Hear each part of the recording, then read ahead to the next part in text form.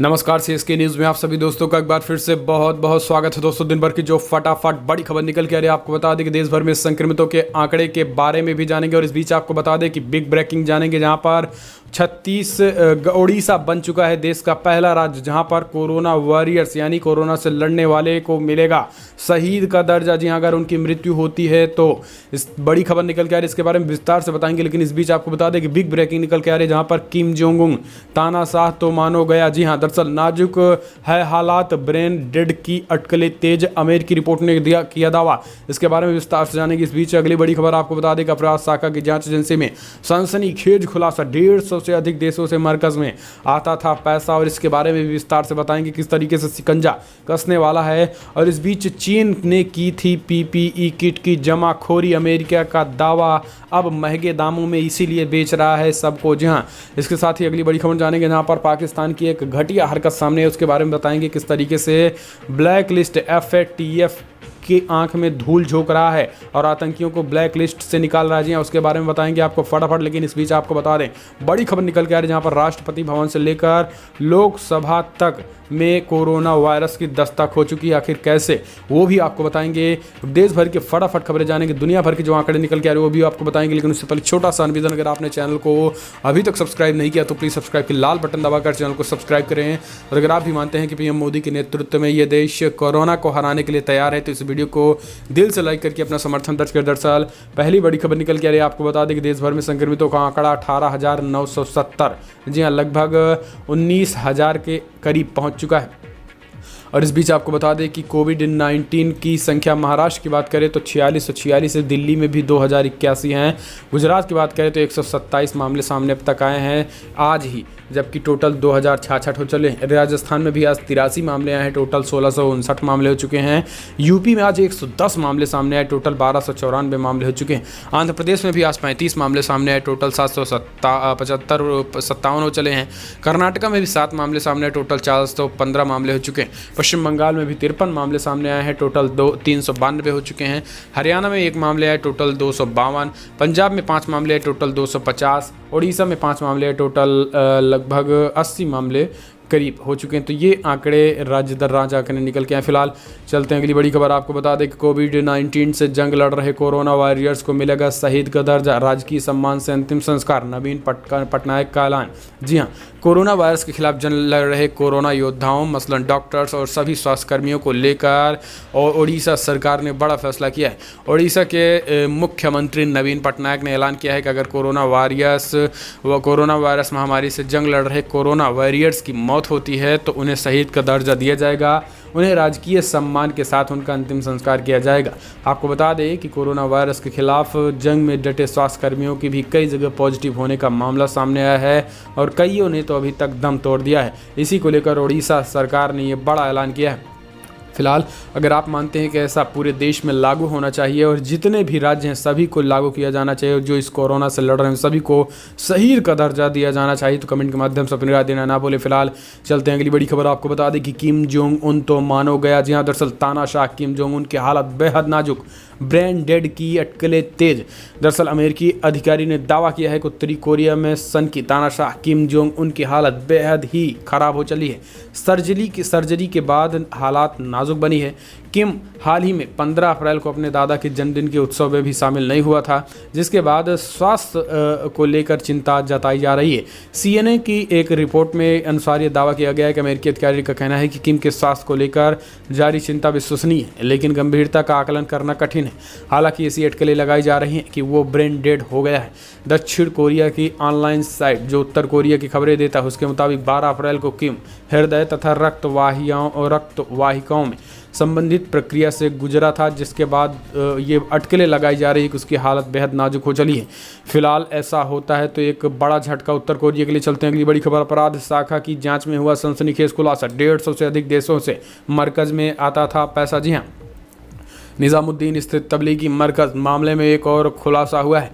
दिल्ली स्थित अपराध शाखा की जांच मामले में सामने आया है कि मरकज से लोग विदेश जाते थे जिनका उद्देश्य धर्म प्रचार नहीं बल्कि पैसा लाना था। पुलिस को इस बात के भी सबूत मिले हैं, कई देशों के राष्ट्राध्यक्ष भी इसमें पैसा देते थे। इसके साथ ही जांच में ये बातें भी सामने आई है कि मरकज से लोग चीन भी गए थे और चीन से लोग मरकज भी आए थे। जांच से जुड़े अपराध शाखा के पुलिस मुख्यालय में बैठने वाले अधिकारी ने बताया कि मरकज में 150 से अधिक देशों में जाने की बात सामने आ चुकी है।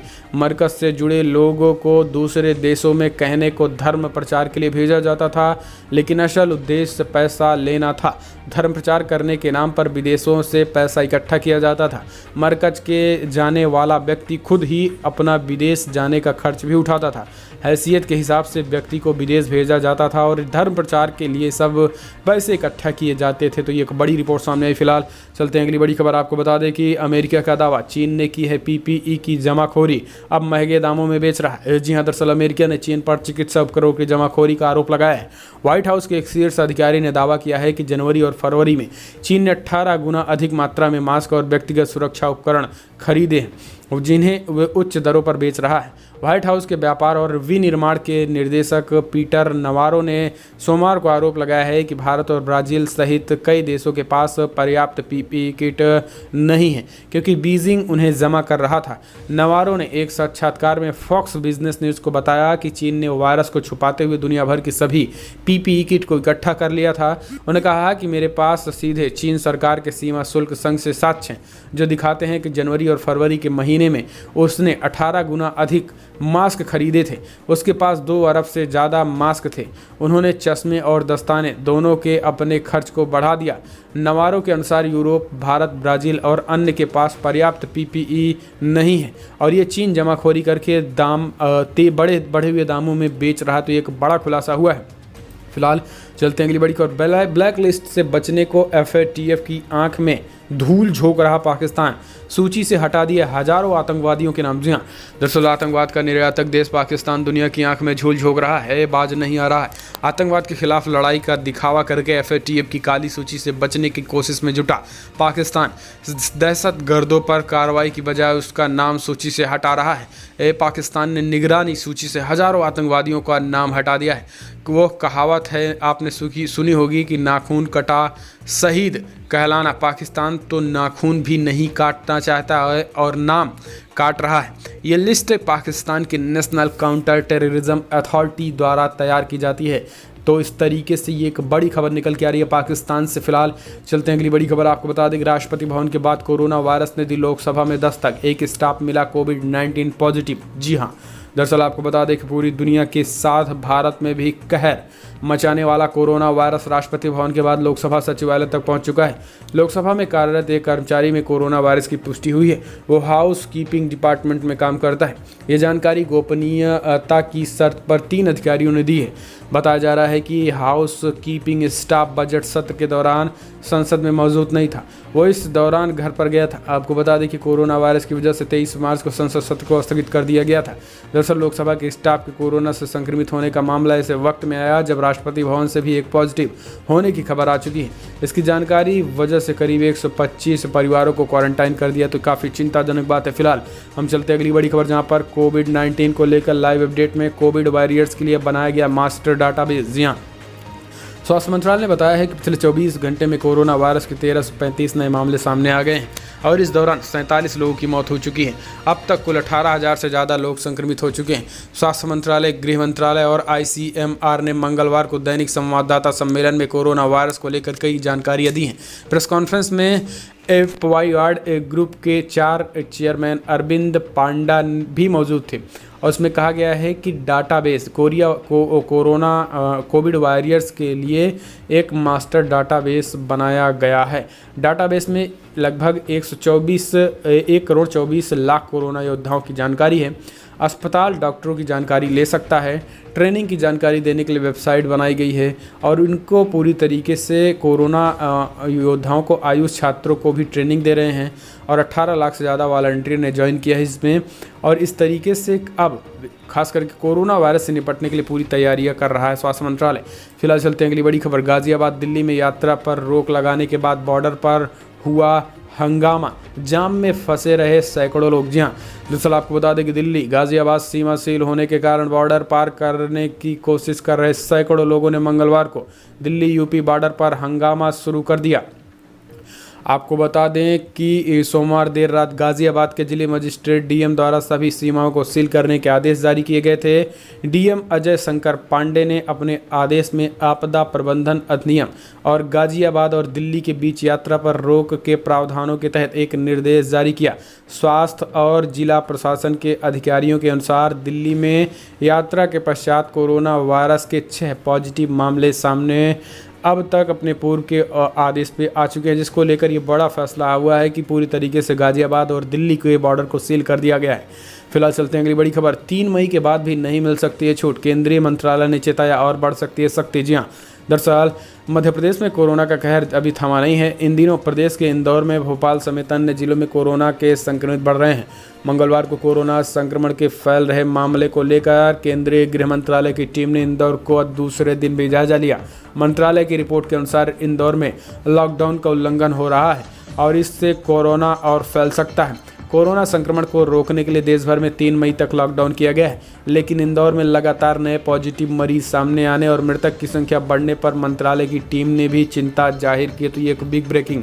फिलहाल चलते हैं अगली बड़ी खबर। आपको बता दें, शिवराज कैबिनेट का विस्तार, नरोत्तम मिश्र और तुलसी सिलावट ने ली मंत्री पद की शपथ। जी हाँ, लॉकडाउन के बीच मंगलवार शिवराज सिंह चौहान अपने मंत्रिमंडल का विस्तार कर दिए हैं। राज्यपाल लालजी टंडन मंत्रियों को शपथ दिला दिए हैं। फिलहाल मंत्रिमंडल का स्वरूप थोड़ा छोटा रखा गया है। लॉकडाउन हटने के बाद अगले महीने मंत्रिमंडल विस्तार की संभावना जताई जा रही है। राज्यपाल ने सबसे पहले डॉक्टर नरोत्तम मिश्र को पद एवं गोपनीयता की शपथ दिलाई। वो शिवराज सरकार के काफ़ी करीबी और पहले भी कैबिनेट मंत्री रह चुके हैं, जिनमें से 2 लोग बागी भी थी जो कांग्रेस से बगावत किए थे। जी हाँ, फिलहाल चलते हैं अगली बड़ी खबर। आपको बता दें कि लॉकडाउन के बाद महाराष्ट्र के सीएम को घेराव करेगा संत समाज। जी हाँ, दरअसल महाराष्ट्र में जूना अखाड़े को 2 साधुओं की हत्या के बाद संतों और अखाड़ा परिषद में आक्रोश है। श्री पंचदशम नाम जूना अखाड़ा के अंतर्राष्ट्रीय अध्यक्ष महंत प्रेमगिरी ने इस मामले में महाराष्ट्र सरकार का घेराव करने का ऐलान कर दिया। उन्होंने कहा कि सैकड़ों और लाखों नागा बाबाओं ने ऐलान किया है कि वो लॉकडाउन खत्म होने के बाद महाराष्ट्र सरकार का घेराव करेंगे अगर कोई कड़ी कार्रवाई नहीं होती है उन अपराधियों के खिलाफ। फिलहाल चलते हैं अगली बड़ी खबर। आपको बता दें कि सिंगापुर में बढ़ गया 1 जून तक लॉकडाउन। जी हाँ, सिंगापुर में बढ़ाया गया। दुनिया भर में हाहाकार मचा है। संक्रमितों की संख्या 24,80,000 को पार कर गई है। जी हाँ, दुनिया भर के आंकड़े 24,94,000 मामले हो चुके हैं, जबकि मृतकों की संख्या 1,71,000 पहुंच चुकी है। तो ये दुनिया भर का आंकड़ा। फिलहाल अमेरिका की बात करें तो अमेरिका में 7,99,000 केसेस, जबकि 42,500 की मौत। स्पेन में 2,04,000 केसेस, जबकि 21,000 लोगों की मौत। इटली में 1,81,000 मामले, जबकि 24,000 लोगों की मौत। जर्मनी में 1,47,000 मामले, जबकि 4,862 लोगों की मौत। यूके में 1,24,000 मामले, जबकि 16,000 लोगों की अब तक मौत हो चुकी है। फ्रांस में भी 1,14,000 मामले, जबकि 20,000 लोगों की अब तक मौत हो चली। तो ये है आंकड़ा दुनिया दर दुनिया। फिलहाल चलते हैं अगली बड़ी खबर। आपको बता दें कि प्रयागराज में 16 जमाती और इलाहाबाद विश्वविद्यालय के प्रोफेसर समेत 30 लोगों को गिरफ्तार किया गया। मरकज में हुए थे शामिल। जी हाँ, आपको बता दें कि यूपी सरकार और प्रशासन द्वारा कई बार कहे जाने के बावजूद अब भी राज्य के कई हिस्सों में जमाती छिपे हुए हैं और इसकी सूचना नहीं दे रहे हैं। सोमवार को प्रयागराज में जमातियों के छिपे होने की खबर मिलने पर पुलिस ने देर रात छापेमारी की और 30 लोगों को गिरफ्तार कर लिया। गिरफ्तार लोगों में क्वारंटाइन किए गए इलाहाबाद विश्वविद्यालय के प्रोफेसर व 16 विदेशी जमाती समेत कुल 30 लोग शामिल हैं। विदेशियों की गिरफ्तारी फॉरेन एक्ट के तहत की गई है, जबकि इलाहाबाद विश्वविद्यालय प्रोफेसर के खिलाफ जमातियों के गुप्त रूप से शरण दिलाने के आरोप में और महामारी एक्ट के तहत मुकदमा दर्ज किया गया है। इससे पहले शाहगंज के काटजू रोड के पास स्थित अब्दुल्ला मस्जिद मुसाफिर खाने में 31 मार्च को इंडोनेशिया के 7 नागरिकों समेत 9 लोगों को पकड़े गए थे। ये सभी दिल्ली के निजामुद्दीन मरकज में आयोजित तबलीगी जमात के जलसे में शामिल हुए थे। तो ये एक बिग ब्रेकिंग न्यूज़ कल के आ रही, जहां पर इसमें एक प्रोफेसर भी शामिल था। इस प्रोफेसर को भी गिरफ्तार किया गया है। फिलहाल चलते हैं अगली बड़ी खबर। आपको बता दें कि एक दुखद खबर, कोरोना से जंग में हारे एक और थाना प्रभारी इंदौर में भर्ती थे यशवंत पाल। जी हाँ, मध्य प्रदेश में एक और पुलिस अधिकारी की कोरोना से लड़ाई के दौरान मौत हो गई। 59 साल के थाना प्रभारी यशवंत पाल का इंदौर में निधन हो गया। उनका इलाज इंदौर में चल रहा था। पाल उज्जैन जिले के नीलगंगा इलाके के थाना प्रभारी थे। 27 मार्च को उनको थाना क्षेत्र की अंबर कॉलोनी में संतोषी वर्मा नामक युवक की मौत हो गई। इसके बाद वो खुद कंटेनमेंट क्षेत्र के अस्पताल की व्यवस्था देख रहे थे। यहीं पर वो कोरोना के संक्रमण में आ गए और इनका हालत बिगड़ती चली गई, जिसके बाद इनकी मौत हो गई थी। तो ये दुखद है। फिलहाल चलते हैं अगली बड़ी खबर लेते हैं। आपको बता दें कि बिग ब्रेकिंग, जहां पर बिहार सरकार का फैसला, बिना राशन कार्ड वालों को भी मिलेगा 1,000 रुपये। जी हाँ, दरअसल अगर आप बिहार से हैं तो बिहार सरकार ने एक बड़ा फैसला लिया है। जिनके पास राशन कार्ड नहीं, उनको 1,000 रुपये तत्काल मुहैया कराने का निर्णय किया गया है। जिनके पास फिलहाल राशन कार्ड नहीं है, जीविका समूह के सर्वे के आधार पर सही पाए जाने वाले परिवारों की पहली किस्त राशि दिया जाएगा। तो एक बड़ी खबर। फिलहाल आज की बड़ी खबरों में इतना ही, लेकिन अगर आपको वीडियो पसंद आए तो लाइक करें, शेयर करें, कमेंट के माध्यम से अपनी राय देना ना भूलें। फिलहाल इस वीडियो में इतना ही। जय हिंद, वंदे मातरम।